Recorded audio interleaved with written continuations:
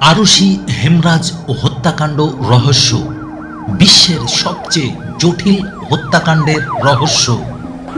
আরুষি হেমরাজ হত্যাকাণ্ড সম্পর্কে আপনি কখনো না কখনো নিশ্চয়ই শুনেছেন।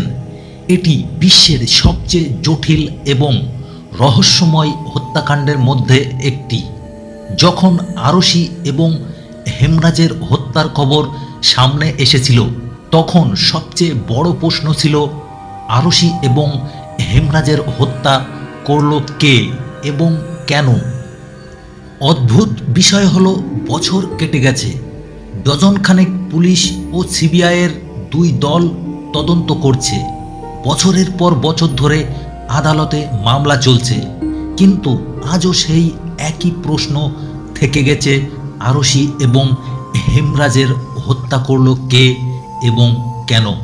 এই কেস যত গভীরভাবে তদন্ত করা হয়েছে, ততই নতুন গল্প সামনে এসেছে এবং কেসটি আরও জটিল হয়ে উঠেছে।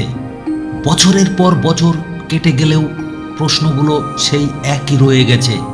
তবে এই প্রশ্নগুলোর উত্তর খুঁজতে গিয়ে এমন অনেক দিক সামনে এসেছে যা আংশিক হলেও কিছুটা উত্তর দেয়। আরুষি হেমরাজ হত্যাকাণ্ডের পুরো গল্প কি, চলুন জানি এই ভিডিওতে। এখানে আমরা আরুষি সম্পর্কিত গুরুত্বপূর্ণ তথ্য এবং আরুষি ও হেমরাজ হত্যার সম্ভাব্য কারণগুলো বিশ্লেষণ করব, যা হয় তৈরি করা হয়েছে অথবা বিভিন্ন তদন্তে উঠে এসেছে। তাই ভিডিওটি শেষ পর্যন্ত অবশ্যই দেখবেন। তবে গল্প শুরু করার আগে যদি এখনও আমাদের চ্যানেলটি সাবস্ক্রাইব না করে থাকেন, তাহলে দ্রুত সাবস্ক্রাইব করুন। আমাদের নতুন ভিডিও তথ্য পেতে বেল আইকনটি চাপ দিয়ে নোটিফিকেশন অন করে নিন। আরুষি হেমরাজ হত্যাকাণ্ড ঘটে নয়ডার সেক্টর 25-এ অবস্থিত জলবায়ু অ্যাপার্টমেন্টের L32 নম্বর বাড়িতে। এই বাড়ির বাসিন্দা ছিলেন ডক্টর রাজেশ তলওয়ার এবং নূপুর তলওয়ার। রাজেশ তলওয়ার একজন দন্ত চিকিৎসক ছিলেন, যিনি তার ব্যক্তিগত ক্লিনিক পরিচালনার পাশাপাশি ফোর্টিস হাসপাতালে কাজ করতেন। আরুষি তলওয়ার ছিলেন রাজেশ ও নূপুর তলওয়ারের একমাত্র সন্তান। হত্যাকাণ্ডের সময় আরুষির বয়স ছিল প্রায় 14 বছর। পরিবারের আরও একজন সদস্য ছিলেন গৃহ পরিচারক হেমরাজ। হেমরাজ ছিলেন নেপালের বাসিন্দা। প্রতিদিনের মতো 2008 সালের 15ই মে সকালে আরুষি সকাল 6টায় উঠে স্কুলে যাবার প্রস্তুতি নিচ্ছিল। হেমরাজ আরুষির জন্য নাস্তা তৈরি করেছিলেন আর নূপুর তাকে তৈরি হতে সাহায্য করেছিলেন। ওই দিন আরুষি তাড়াতাড়ি স্কুলে যেতে চেয়েছিল, কারণ 16ই মের পর স্কুলে গ্রীষ্মকালীন ছুটি শুরু হতে চলেছিল। এটাই ছিল তার তাড়াহুড়োর কারণ। আরুষির জন্মদিন ছিল 24শে মে, কিন্তু সে 16ই মেতেই জন্মদিন উদযাপন করার সিদ্ধান্ত নিয়েছিল, যাতে তার বন্ধুরা এই পার্টিতে অংশ নিতে পারে। স্কুলে যাওয়ার পর আরুষির বাবা মা রাজেশ ও নূপুর তলওয়ার তাদের কাজের জন্য বেরিয়ে যান। সন্ধ্যায় সবাই বাড়ি ফিরে একসঙ্গে রাতের খাবার খান। রাত 10টার দিকে খাবার শেষ করে সবাই তাদের নিজ নিজ ঘরে চলে যান। কিছুক্ষণ পর রাজেশ ও নূপুর তাদের মেয়ের ঘরে যান এবং 16ই মে উদযাপিত হতে যাওয়া জন্মদিনের পার্টি নিয়ে আলোচনা করেন। তারা আরুষিকে একটি ডিজিটাল ক্যামেরা উপহার দেন। রাজেশ প্রথমে ক্যামেরাটি 24শে মে আরুষির আসল জন্মদিনে দিতে চেয়েছিলেন, কিন্তু নূপুর তাকে রাজি করান এটি আগেই দেওয়ার জন্য। ক্যামেরা পেয়ে আরুষি আনন্দে একের পর এক ছবি তুলতে শুরু করে। তার তোলা শেষ ছবি ছিল রাত 10টা 10 মিনিটে। এরপর রাজেশ তার ঘরে চলে যান আর আরুষি ক্যামেরাটি পাশে রেখে ঘুমোতে যায়। রাত প্রায় 11টায় রাজেশ নূপুরকে আরুষির ঘরে রাখা ইন্টারনেট রাউটার চালু করতে বলেন। নুপুর চুপচাপ ঘরে গিয়ে রাউটার চালু করে বাইরে চলে আসেন। সেই সময় আরশি একটি উপন্যাস পড়ছিল।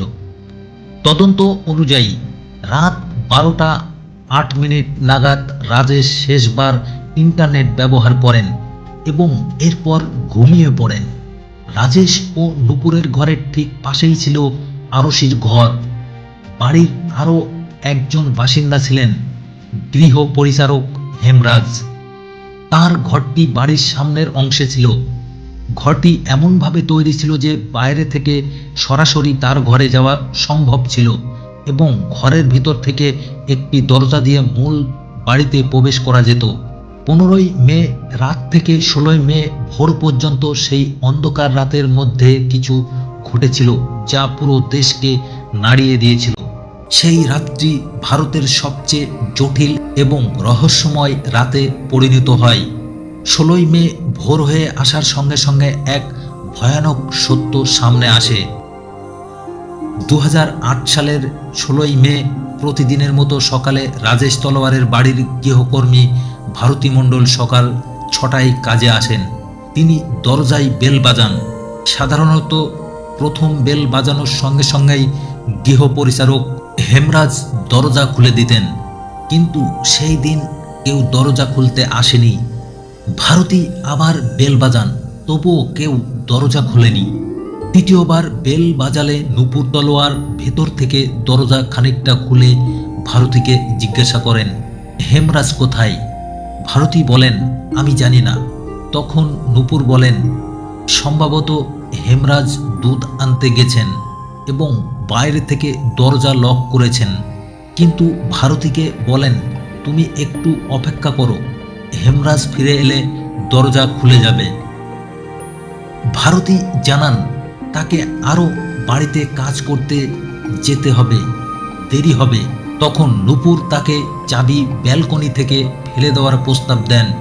নুপুর ব্যালকনি থেকে চাবি ফেলে দেন এবং বলেন, সম্ভবত দরজা লক নেই, কেবল ভেতর থেকে লক করা, দেখে নাও। ভারতী পরীক্ষা করে দেখেন সত্যি দরজাটি লক নয়, কেবল ভেতর থেকে আটকানো ছিল। চাবি দেওয়ার পর নুপুর হেমরাজের ফোনে কল করেন। প্রথমে রিং হয়, কিন্তু পরে ফোন কেটে যায় এবং এরপর ফোন বন্ধ হয়ে যায়। এরপর থেকে আর কখনো হেমরাজের ফোন খুঁজে পাওয়া যায়নি। এই সময় রাজেশ তলোয়ার ঘুম থেকে ওঠেন। তিনি ডাইনিং টেবিলে একটি খালি স্কচ হুইস্কির বোতল দেখতে পান, যা রক্তের দাগে মাখা ছিল। তিনি স্ত্রীর কাছে জানতে চান এই বোতলটি এখানে কে রেখেছে। নুপুরও বিস্মিত হন এবং তাকে বলেন, তুমি একবার আরশির ঘরটা দেখো। আরশির ঘরের দরজাটা বাইরে থেকে চাবি দিয়ে লক করা যেত আর ভেতর থেকে চাবি ছাড়াই খোলা যেত।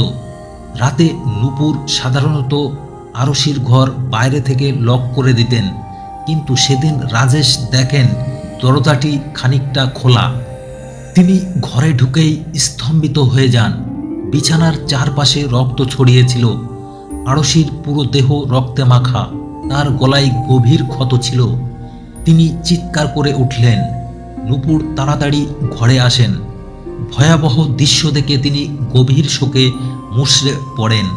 নুপুর তরওয়াল পুরো ঘটনার শক থেকে এতটাই অসাড় হয়ে যান যে কিভাবে প্রতিক্রিয়া জানাবেন তা বুঝতে পারেনি এবং একেবারে চুপ হয়ে যান। এরই মধ্যে গৃহকর্মী ভারতী দরজা খুলে ঘরের ভিতরে ঢুকে পড়েন। বাড়িতে প্রবেশ করেই তিনি নুপুর ও রাজেশের কান্না শব্দ শুনতে পান। তাদের কান্না দেখে ভারতী আরশির ঘরের দিকে যান। ভারতী ঘরে ঢোকার পর নুপুর তলোয়ার তাকে জড়িয়ে ধরে কান্নায় ভেঙে পড়েন এবং বিছানার উপর রাখা কম্বল সরিয়ে আরশির গলা কাটা দেহ দেখান। নুপুর বলেন, দেখো হেমরাজ কি করেছে। রাজেশ ও নুপুর তখন দাবি করেন যে হেমরাজ আরশিকে হত্যা করেছে এবং পালিয়ে গেছে। ভারতী তাদের শান্ত করার চেষ্টা করেন এবং জিজ্ঞেস করেন, আমি কি কাউকে ডেকে আনব? নুপুর তখন তাকে প্রতিবেশীদের ডেকে আনার অনুমতি দেন। ভারতী দ্রুত বাড়ি থেকে বেরিয়ে যান এবং জলবায়ু বিহারের অন্যান্য বাসিন্দাদের খবর দেন। খবর শুনে প্রতিবেশীরাও দ্রুত আরশির ঘরে এসে জড়ো হন। একই সময়ে কেউ একজন নিরাপত্তারক্ষী বীরেন্দ্র সিংকে পুলিশে ফোন করার নির্দেশ দেন। পুলিশ এসে দেখে প্রায় 15 জন লোক লিভিং রুমে দাঁড়িয়ে আছে এবং 5 থেকে 6 জন রাজেশ ও নূপুরের ঘরে রয়েছে, কিন্তু আরশির ঘরে তখনও কেউ ছিল না। পুলিশ ঘটনাস্থলে আসার পর রাজেশ তলোয়ার তাদের বলেন বাড়ির গৃহ পরিচারক হেমরাজ আরশিকে হত্যা করেছে এবং সে পালিয়ে গেছে। হেমরাজ সত্যি সেখানে উপস্থিত ছিল না, তাই পুলিশ ধরে নেয় যে হেমরাজ মদ্যপ অবস্থায় আরশির ঘরে প্রবেশ করে তাকে হয়রানি করার চেষ্টা করেছিল। আরশি এর প্রতিবাদ করলে হেমরাজ তাকে শ্বাসরোধ করে হত্যা করে পালিয়ে যায়। এই তথ্যের ভিত্তিতে পুলিশ হেমরাজকে হত্যাকারী হিসাবে ধরে নিয়ে তার মাথার মূল্য 20,000 টাকা ঘোষণা করে।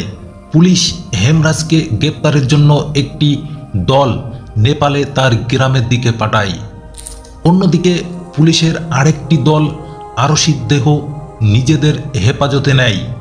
সকাল 8:30টার দিকে আরশির মৃতদেহ ময়নাতদন্তের জন্য পাঠানো হয়। ময়নাতদন্ত শেষ হওয়ার পর দুপুর 1টার দিকে আরশির দেহ তার বাড়িতে ফিরিয়ে আনা হয়। বিকেল 4টার দিকে আরশির শেষকৃত্যের সম্পূর্ণ হয়। আরশির শেষকৃত্য করতে তার মরদেহ নিকটস্থ শ্মশানে নিয়ে যাওয়া হয়।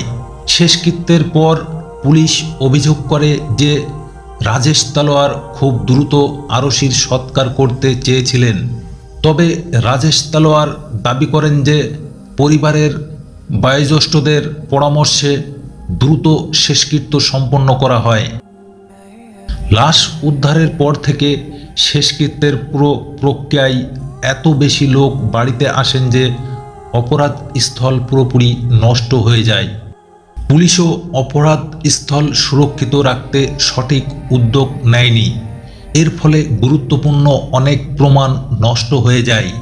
বিশেষজ্ঞদের মতে প্রায় 90% প্রমাণ এই অবহেলার কারণে ধ্বংস হয়ে যায়। ফরেনসিক তদন্তের জন্য বিছানার চাদর সহ অন্যান্য নমুনা সংগ্রহ করা হয়। দেওয়াল এবং স্কচ হুইস্কির বোতল থেকে রক্তের নমুনা সংগ্রহ করা হয়।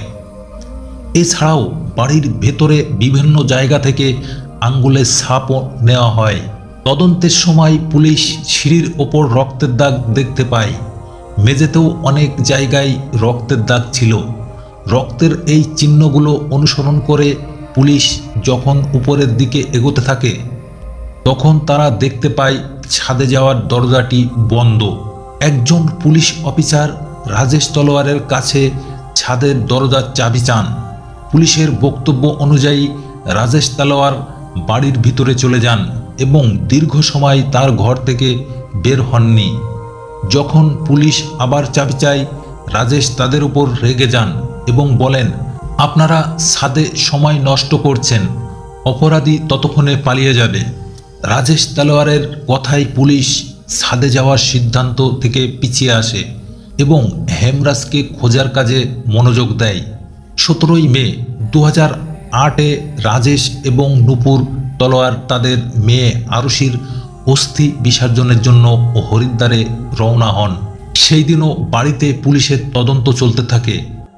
এই সময় একজন অবসরপ্রাপ্ত পুলিশ কর্মকর্তাকে কে গৌতম তদন্তকারী দলের অনুরোধে ঘটনাস্থলে পরিদর্শনে আসেন। গৌতমও সিঁড়িতে রক্তের দাগ দেখে ছাদে যাওয়ার দরজার চাবি খুঁজতে শুরু করেন। চাবি না পাওয়ায় অবশেষে দরজা ভেঙে ফেলার সিদ্ধান্ত নেওয়া হয়। সকাল প্রায় 10:30টার দিকে দরজা ভেঙে ছাদে যাওয়া হয়। দরজার তালা ভেঙে তদন্তকারী দল ছাদে প্রবেশ করে। সেখানে যা দেখা যায় তা দেখেই সবাই স্তম্ভিত হয়ে যায়। ছাদে একটি মৃতদেহ পড়েছিল এবং মৃতদেহটির গলায় আরশির মতো একই রকম দাগ ছিল। মৃতদেহ দেখে পুলিশ বাড়িতে উপস্থিত রাজেশ তলোয়ারের ভাইকে ডেকে মৃতদেহ শনাক্ত করার অনুরোধ করে। কিন্তু তিনি মৃতদেহটি শনাক্ত করতে পারেনি। এরপর হরিদ্বারে থাকা রাজেশ ও নূপুর তলোয়ারকে ফোন করে দ্রুত বাড়ি ফিরে আসতে বলা হয়। বাড়ি ফিরে রাজেশ তলোয়ার ও মৃতদেহটি শনাক্ত করতে ব্যর্থ হন, যদিও পুলিশ জানায় যে এটি সম্ভবত হেমরাজের দেহ। রাজেশ নিশ্চিতভাবে কিছু বলতে পারেনি। পরে হেমরাজের কিছু বন্ধু ডেকে আনা হয়। তারা প্রথম নজরেই নিশ্চিত করে যে এটি হেমরাজের মৃতদেহ, অর্থাৎ যাকে পুলিশ এতদিন আরশির হত্যাকারী হিসেবে খুঁজছিল, সেই হেমরাজের রক্তাক্ত মৃতদেহ ছাদের কোণে পড়েছিল। এবার পুলিশের সামনে চ্যালেঞ্জ ছিল এই দুই হত্যার আসল অপরাধী কে তা বের করা। তদন্তকারী দল এবার দুটি ভাগে বিভক্ত হয়। একটি দল তাদের তথ্য অনুযায়ী বাড়ির ভেতরে থাকা রাজেশ ও নূপুর তলোয়ারকে সন্দেহ করতে শুরু করে। অন্য দলটি হেমরাজের বন্ধুদের দিকে সন্দেহের আঙুল তোলে। প্রাথমিক তদন্তে পুলিশ হেমরাজের বন্ধু বিষ্ণু শর্মাকে সন্দেহভাজন হিসেবে ধরে। বিষ্ণু একসময় রাজেশ তলোয়ারের বাড়িতে কাজ করতেন, কিন্তু তিনি ছুটিতে যাওয়ার পর রাজেশ তলোয়ার হেমরাজকে স্থায়ী চাকরি দেন এবং বিষ্ণুকে বাদ দেন। পুলিশের ধারণা ছিল চাকরি হারানোর কারণে বিষ্ণু হয়তো হেমরাজকে হত্যা করেছেন এবং আরশি তা দেখে ফেলায় তাকেও হত্যা করেন। এরপর পুলিশ বিষ্ণুকে আটক করে জিজ্ঞাসাবাদ শুরু করে, কিন্তু তদন্তে জানা যায় যে হত্যার রাতে বিষ্ণু শর্মা নেপালে ছিলেন, অর্থাৎ প্রথম সন্দেহভাজনদের মধ্যে একজন খুন হয়েছেন এবং অন্যজন সেই রাতে দেশে ফিরেছিলেন এবং অন্যজন সেই রাতে দেশে ছিলেন না। এখন পুলিশের সামনে নতুন অপরাধী খোঁজার চ্যালেঞ্জ দাঁড়ায়। একই সময়ে এই ঘটনা নিয়ে মিডিয়াতে প্রবল আলোচনা চলতে থাকে। প্রিন্ট মিডিয়া থেকে ইলেকট্রনিক্স মিডিয়া সর্বত্র আরশির খবর প্রচারিত হচ্ছিল। কিছু চ্যানেলে আরশির বাবা মাকে সন্দেহের তালিকায় রাখা হয়। এরপর পুলিশ নতুন করে সন্দেহের তীর রাজেশ ও নূপুর তলোয়ারের দিকে ঘোরায়। 23শে মে 2008-এ পুলিশ রাজেশ ও নূপুর তলোয়ারকে প্রথমবারের মতো জিজ্ঞাসাবাদের জন্য ডাকে। সেখান থেকে রাজেশ তলোয়ারকে স্থানীয় ম্যাজিস্ট্রেটের কাছে নিয়ে যাওয়া হয়। তারপর তাকে গ্রেপ্তার করে দশনা জেলে পাঠানো হয়।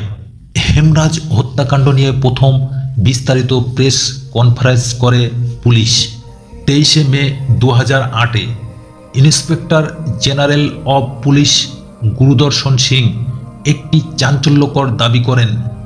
তিনি বলেন, তদন্তে প্রকাশ পেয়েছে যে রাজেশ তলোয়ারের এক্সট্রা ম্যারিটাল সম্পর্ক অনিতা দুররানির সঙ্গে ছিল। এই তথ্য আরশির এক বন্ধু আনমোল আরশিকে জানিয়েছিল। এই তথ্য জানার পর আরশি তার বাবার উপর ক্ষুব্ধ হয়ে যায় এবং প্রতিবাদ করে। পুলিশ জানায় রাজেশ তলোয়ারের এই সম্পর্ক আরশির ওপর মানসিকভাবে খারাপ প্রভাব ফেলেছিল। এক পর্যায়ে আরশি নিজেকে ঘরের মধ্যে বন্দি করে ফেলেছিল এবং কথিতভাবে হেমরাজের সঙ্গে শারীরিক সম্পর্কে জড়িয়ে পড়েছিল। 15ই মে 2008-এর রাতে রাজেশ তলোয়ার যখন ঘুমাতে যান, তখন আরশির ঘরে হেমরাজ প্রবেশ করে। তাদের মধ্যে ঘনিষ্ঠ সম্পর্ক চলাকালীন রাজেশ তলোয়ার কোনো কারণে ঘুম থেকে উঠে আরশির ঘরের দরজা খোলা দেখতে পান। তিনি ঘরে ঢুকে তাদের আপত্তিকর অবস্থায় দেখেন। এটি দেখে রাজেশ ক্ষিপ্ত হয়ে যান এবং হেমরাজকে মারধর করতে শুরু করেন। মারধরের সময় তিনি হেমরাজকে ছাদে নিয়ে যান এবং সেখানে একটি ভারী জিনিস দিয়ে তার মাথায় আঘাত করেন। এরপর সাপের মতো ধারালো অস্ত্র দিয়ে তার গলা কেটে দেন এবং ছাদের দরজা বন্ধ করে নেমে আসেন। পরে রাজেশ তলোয়ার মদ পান করেন এবং ঘুমন্ত অবস্থায় নিজের মেয়েকে হত্যা করেন। এই দাবিটি পুলিশের পক্ষ থেকে প্রথম প্রকাশ করা হয়।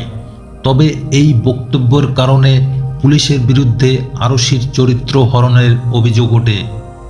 ব্যাপক সমালোচনার মুখে পড়ে পুলিশ তাদের বক্তব্য পরিবর্তন করে। এরপর তারা দাবি করে আরশি তার বাবার এক্সট্রা ম্যারিটাল সম্পর্কের কথা জেনে তাকে ব্ল্যাকমেইল করছিল। পুলিশের মতে এই কারণেই রাজেশ রেগে গিয়ে আরশিকে হত্যা করেন। হত্যার সময় হেমরাজ ঘটনাটি দেখে ফেলায় তাকে সাক্ষী ধ্বংস করার জন্য হত্যা করা হয়। পুলিশ আরও অভিযোগ করে যে হত্যাকাণ্ডের পর প্রমাণ লোপাট করতে রাজেশ তলোয়ারের স্ত্রী নূপুর তাকে সাহায্য করেন। মামলার গুরুত্ব বাড়তে থাকলে 1 জুন 2008-এ এই কেসটি সিবিআইয়ের হাতে তুলে দেওয়া হয়। সিবিআই তদন্ত শুরু করার পর দিক সম্পূর্ণ পাল্টে যায়। তদন্তের শুরুতেই তারা এমন কিছু প্রমাণ পায় যা রাজেশ ও নূপুর তলোয়ারের বদলে রাজেশের ক্লিনিকে কর্মরত কৃষ্ণ থাডে রায়ের প্রতি সন্দেহ বাড়িয়ে তোলে।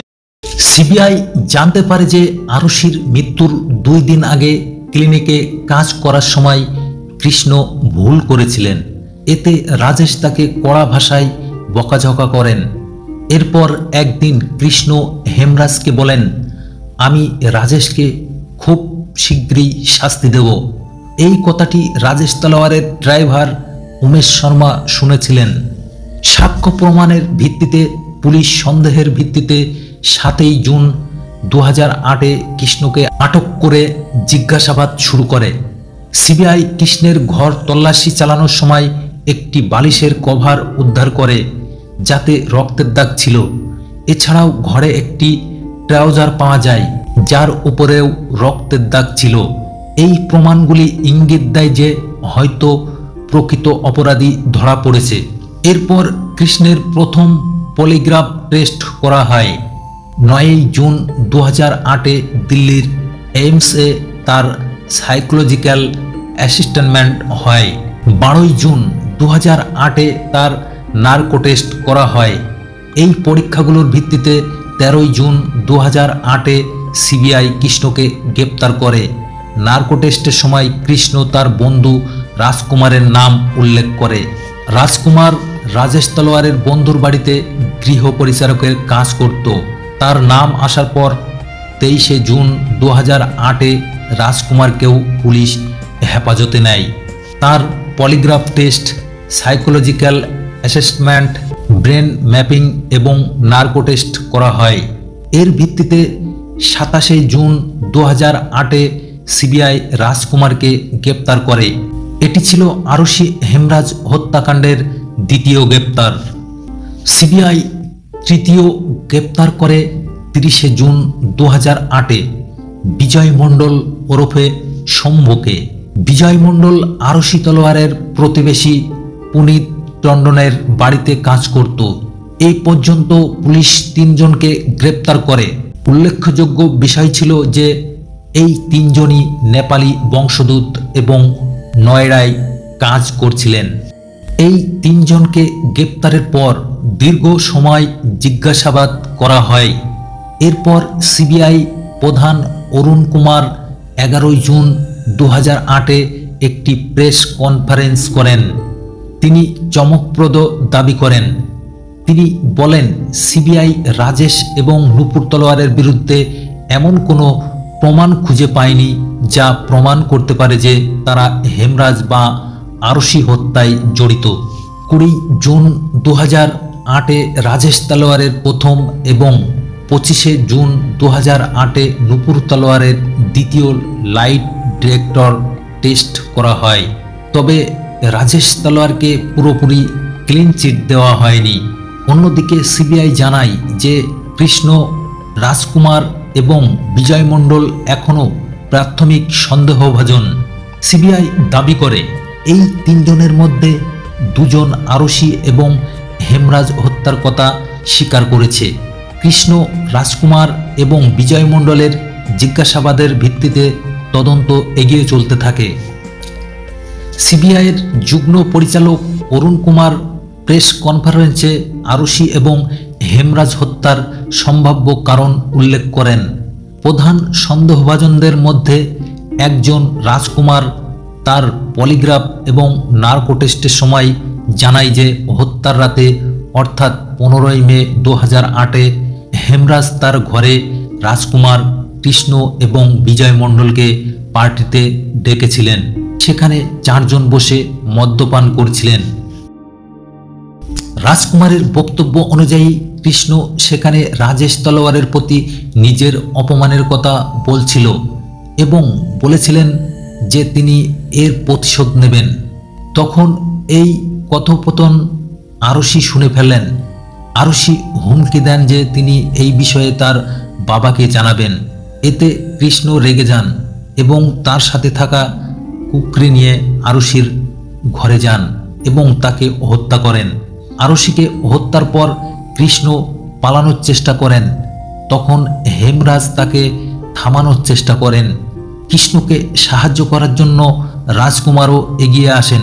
তারা দুজন মিলে হেমরাজকে টেনে ছাদে নিয়ে যান এবং সেখানে তারও হত্যা করেন। এরপর তারা ছাদের দরজা বন্ধ করে পালিয়ে যান। কৃষ্ণের আরেকটি বক্তব্য অনুযায়ী মদ্যপানের পর কৃষ্ণ এবং রাজকুমার একসাথে আরশির ঘরে ঢোকেন। সেখানে রাজকুমার আরশির প্রতি অশালীন আচরণ করার চেষ্টা করেন। আরশি প্রতিরোধ করলে কৃষ্ণ তার কুকরি দিয়ে আরশির হত্যা করেন। এই ঘটনার সাক্ষী ছিলেন হেমরাজ। তাই কৃষ্ণ এবং রাজকুমার তাকে ছাদে নিয়ে যান এবং সেখানেই হত্যা করেন। কৃষ্ণের নার্কো টেস্টে আরেকটি বক্তব্য উঠে আসে, যেখানে বলা হয় যে রাজকুমার এবং বিজয় মণ্ডল আরশির ঘরে যান। রাজকুমার তাকে জোর করে শারীরিক সম্পর্ক করার চেষ্টা করেন। আরশি বাধা দিলে বিজয় মণ্ডল তার মাথায় আঘাত করেন এবং রাজকুমার কুকরি দিয়ে তাকে হত্যা করেন। এরপর তারা 3 জন মিলে হেমরাজকে ছাদে নিয়ে যান এবং তাকে হত্যা করেন। এরপর সিবিআই 12ই জুন 2008-এ রাজেশ তলোয়ারকে জামিনে মুক্ত দেয় এবং তাকে প্রায় 50 দিন পর জেল থেকে ছাড়া হয়। অন্যদিকে সিবিআই রাজকুমার, কৃষ্ণ এবং বিজয় মণ্ডলের বিরুদ্ধে তদন্ত এগিয়ে নিয়ে যায়। তদন্তের সময় কৃষ্ণের বাড়িওয়ালা কে জোরের গোপন সাক্ষ্য জানা যায়। 15ই মে রাতে কৃষ্ণ তার বাড়িতেই ছিলেন এবং রাতে একাধিকবার তাকে বাড়ির মধ্যেই দেখা গেছে। একইভাবে বিজয় মণ্ডলের বাড়ির মালিক পুনিত টন্ডন জানান 15ই মে রাতেও বিজয় মণ্ডল বাড়িতেই ছিলেন এবং বাইরে যাননি। রাজকুমারের নিয়োগকর্তা অনিতা দুরানি সাক্ষ্য দিয়েছিলেন যে রাজকুমার 15ই মে রাতে প্রায় 12:30 পর্যন্ত তার বাড়িতে ছিল।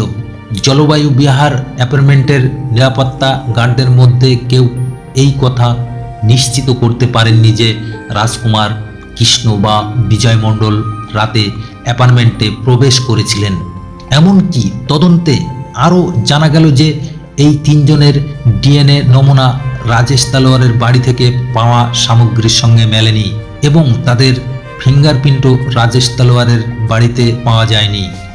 এছাড়াও সিবিআইয়ের টিম কৃষ্ণের কাছ থেকে যে কুকরি উদ্ধার করেছিল এবং তা নিয়ে যে দাবি করা হয়েছিল যে এতে রক্তের দাগ রয়েছে, সেই রক্ত মানুষিক ছিল না। মামলা যখন আরও জটিল হয় তখন দাবি করা হয় যে সিবিআই টিম এই 3 জন কর্মচারীকে আরশি এবং হেমরাজ হত্যার কথা স্বীকার করতে জোরপূর্বক বাধ্য করেছিল। নার্কো টেস্টে যা কিছু বলা হয়েছিল তা ছিল পুরনো তথ্য, যেগুলি আগে এই 3 জনের মাথায় গেঁথে দেওয়া হয়েছিল।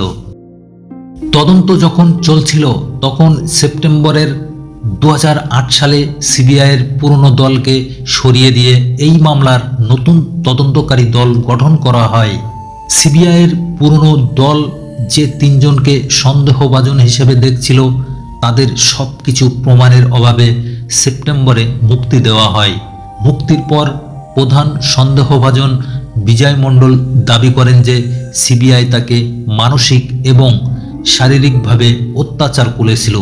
সিবিআইয়ের নতুন দল এসপি নীলম কিশোরের নেতৃত্বে গঠিত হয় এবং অতিরিক্ত এসপি ইনভেস্টিগেটিং অফিসার হিসেবে নিযুক্ত হন। নতুন সিবিআই দল নতুন করে তদন্ত শুরু করে এবং আরশির পোস্টমর্টেম করা চিকিৎসকদের দলকে জিজ্ঞাসাবাদ শুরু করে। ডাক্তার সুনীল দোহরা এবং ডাক্তার নরেশ রাজ কিছু নতুন তথ্য প্রকাশ করেন, যা দেখায় যে আরুষির হাইমেন ক্ষতিগ্রস্ত ছিল এবং মনে হচ্ছিল যে তার মৃত্যুর পর তার ব্যক্তিগত অঙ্গগুলি ভালোভাবে পরিষ্কার করা হয়েছে। অন্যদিকে ডাক্তার নরেশ রাজ সিবিআইয়ের কাছে সাক্ষ্য দেন যে হেমরাজের পিত্তের অঙ্গের অবস্থা থেকে স্পষ্টভাবে জানা যায় যে তার মৃত্যুর সময় হেমরাজ যৌন সম্পর্কের মধ্যে জড়িত ছিলেন। তারপর অক্টোবর 2009 সালে ক্রাইম সিন পুনরায় পুনর্নির্মাণ করা হয় এবং সিবিআইয়ের নতুন দল দাবি করেছিল যে আরুষির ঘরের যে অবস্থা হত্যার পর দেখা গিয়েছিল তা আসলে তৈরি করা হয়েছিল, অর্থাৎ হত্যার পর জিনিসপত্র নিজের মতো সাজানো হয়েছিল এবং তারপর জনসাধারণকে আরুষির হত্যার খবর দেওয়া হয়েছিল। তদন্তে এটি প্রকাশ পায় যে যেই সময় আরুষির পোস্টমর্টেম করা হয়েছিল সেই সময় আরুষির বাবা রাজেশ তালওয়ারের একটি আত্মীয়কে ফোন করা হয়েছিল, যিনি একজন অবসরপ্রাপ্ত পুলিশ অফিসার ছিলেন। এই ফোন কলটি পোস্টমর্টেমের সময় ডাক্তারদের কাছে পৌঁছায় এবং এটি দাবি করা হয়েছিল যে এই ফোন কলটি রাজেশ তালওয়ার ডাক্তারদের কাছে আরুষির ধর্ষণ হওয়া বা তার প্রাইভেট অংশে সিমেন্ট পাওয়ার বিষয়টি পোস্টমর্টেম রিপোর্টে উল্লেখ না করার জন্য করিয়েছিলেন। সিবিআইয়ের নতুন দল আরুষির মাথায় আঘাতের বিশ্লেষণ করতে গিয়ে এটি অনুমান করেছিল যে এই আঘাতটি সম্ভবত গল্ফ ক্লাবের মাধ্যমে করা হয়েছিল, কারণ আঘাতটি ত্রিভুজ আকার ছিল। তদন্ত চলাকালে পুলিশ রাজেশ তালওয়ারের বাড়ি থেকে একটি গল্ফ ক্লাবের পূর্ণ সেট উদ্ধার করে, যার মধ্যে সিবিআই দাবি করেছিল যে গল্ফ ক্লাব নম্বর 5টি দিয়ে আরুষি এবং হেমরাজের মাথায় আঘাত করা হয়েছিল, যার ফলে তাদের মৃত্যু ঘটে। তবে গল্ফ ক্লাবের উপর কোনো রক্তের নমুনা পাওয়া যায়নি এবং সেখানে কোনো ডিএনএ বা জীব বৈচিত্রিক তরলও উদ্ধার করা যায়নি। পরবর্তীতে সেই গল্ফ ক্লাবগুলি বিশেষজ্ঞদের কাছে পাঠানো হয় এবং তারা রিপোর্টে বলে যে গল্ফ স্টিকগুলির মধ্যে একটি স্টিক দেখে মনে হচ্ছে এটি সাম্প্রতিক সময়ে খুব ভালোভাবে পরিষ্কার করা হয়েছে, তাই সেখানে সমস্ত প্রমাণ মুছে ফেলা হয়েছে।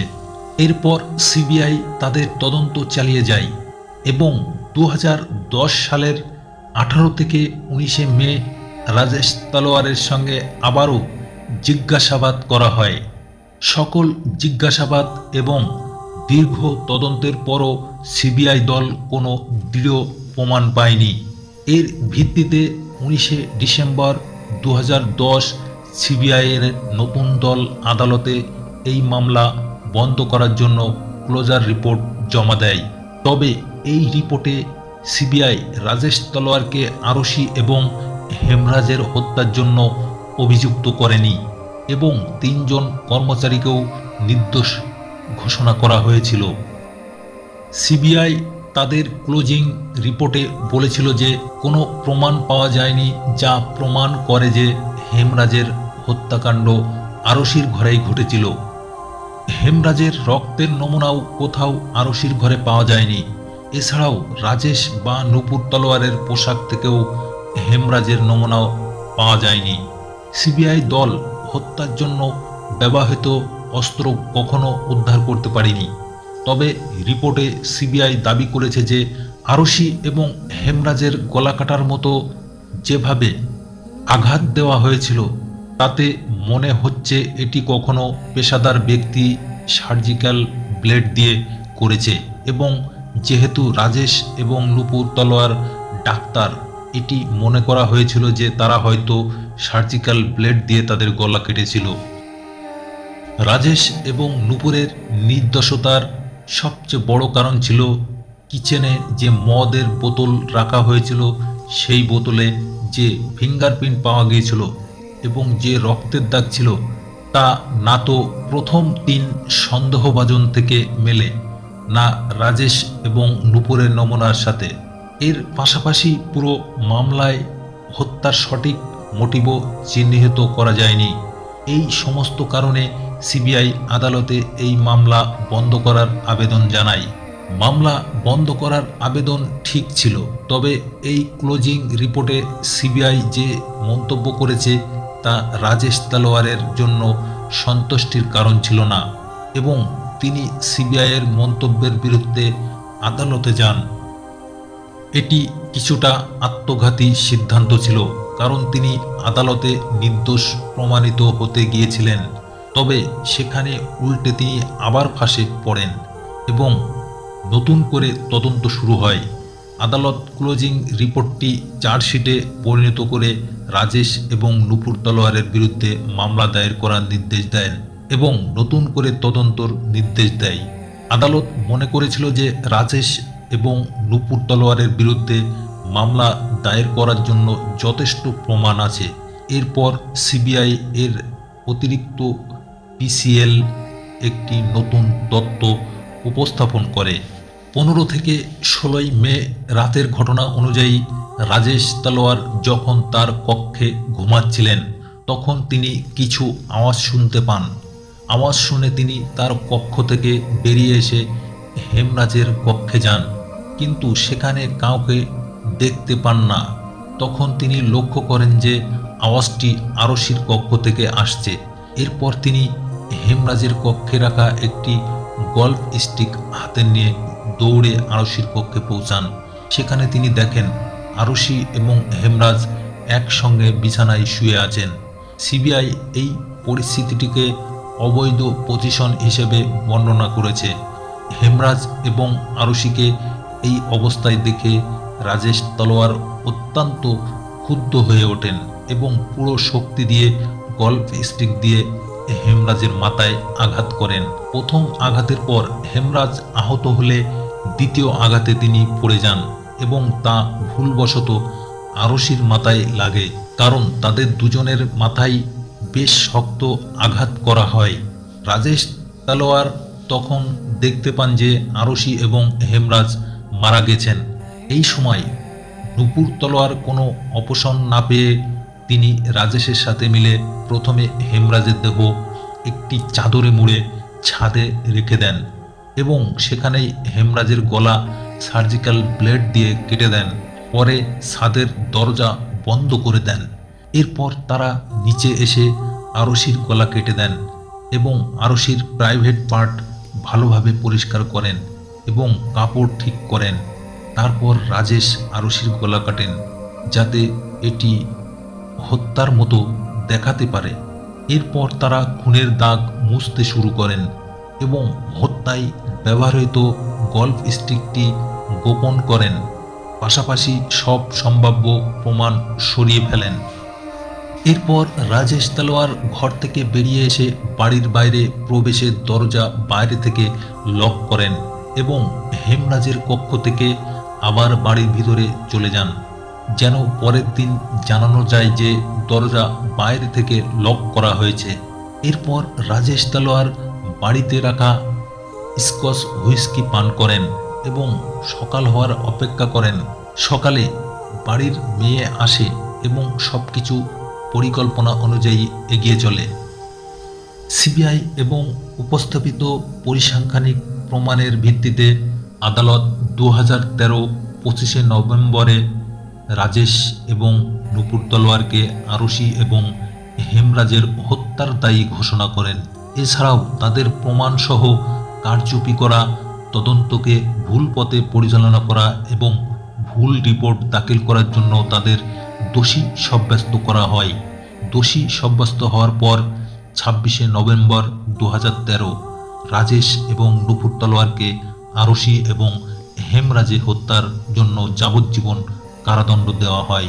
কিছু মাস কারাগারে কাটানোর পর জানুয়ারি 2014 সালে রাজেশ এবং নূপুর তলোয়ার নিম্ন আদালতের রায়ের বিরুদ্ধে এলাহাবাদ হাইকোর্টে আবেদন করেন। 12ই অক্টোবর 2017 এলাহাবাদ হাইকোর্ট নিম্ন আদালতের রায়টি পাল্টে দিয়ে রাজেশ এবং নূপুর তলোয়ারকে আরশি এবং হেমরাজ হত্যার অভিযোগ থেকে মুক্তি দেয় এবং তাদের জেল থেকে মুক্তি দেয়। এলাহাবাদ হাইকোর্ট সিবিআইকে তীব্র সমালোচনা করে বলেছে যে সিবিআই সঠিকভাবে তদন্ত করতে ব্যর্থ হয়েছে এবং শুধুমাত্র তাদের তৈরি করা তথ্যের উপর ভিত্তি করে রাজেশ এবং নূপুর তলোয়ারকে দোষী সাব্যস্ত করেছে। এলাহাবাদ হাইকোর্টের রায়ের পর রাজেশ এবং নূপুর তলোয়ার জেল থেকে মুক্তি পান। তবে 8ই মার্চ 2018 সিবিআই এলাহাবাদ হাইকোর্টের রায় সুপ্রিম কোর্টে চ্যালেঞ্জ করে। 10ই আগস্ট 2018 সুপ্রিম কোর্ট এই মামলার শুনানির অনুমতি দেয় এবং বর্তমানে এটি সুপ্রিম কোর্টে বিচারাধীন। এখনও আরশি তলোয়ারের বাবা রাজেশ তলোয়ার এবং নূপুর তলোয়ার এই মামলায় ভুক্তভোগী। সাক্ষী নাকি হত্যাকারী তা সময়ই বলবে। মোটের উপর বছরের পর বছর ধরে প্রশ্নগুলির সাথে এই মামলা শুরু হয়েছিল এবং আজও সেই একই প্রশ্নে আটকে আছে। আরশি এবং হেমরাজের হত্যাকারী কে এবং কেন? যেহেতু মামলা এখনও বিচারাধীন, আমরা এই পুরো বিষয়ে কোনো চূড়ান্ত মন্তব্য করব না। এই মামলার সত্য যেটি তা সামনে আসা উচিত এবং আরশি ও হেমরাজকে ন্যায় বিচার অবশ্যই পাওয়া উচিত। ভিডিও সম্পর্কে আপনার মতামত কমেন্ট বক্সে অবশ্যই জানান। যদি আপনাদের আমাদের পরিশ্রম পছন্দ হয়ে থাকে তবে এই ভিডিওটি লাইক দিয়ে শেয়ার করুন, যাতে আরও মানুষ এই ভয়ানক গল্পটি সম্পর্কে জানতে পারে। যদি আপনি এখনও আমাদের চ্যানেলটি সাবস্ক্রাইব না করে থাকেন তবে দ্রুত চ্যানেলটি সাবস্ক্রাইব করুন এবং ক্রাইমের দুনিয়া সম্পর্কিত এমন আরও মর্মান্তিক গল্পের জন্য সাবস্ক্রাইব করার পর বেল আইকনটি চাপুন এবং নোটিফিকেশন চালু করে রাখুন। আমরা আবার মিলব অপরাধের দুনিয়া থেকে এমনই একটি সত্যি গল্প নিয়ে পরবর্তী ভিডিওতে। ধন্যবাদ।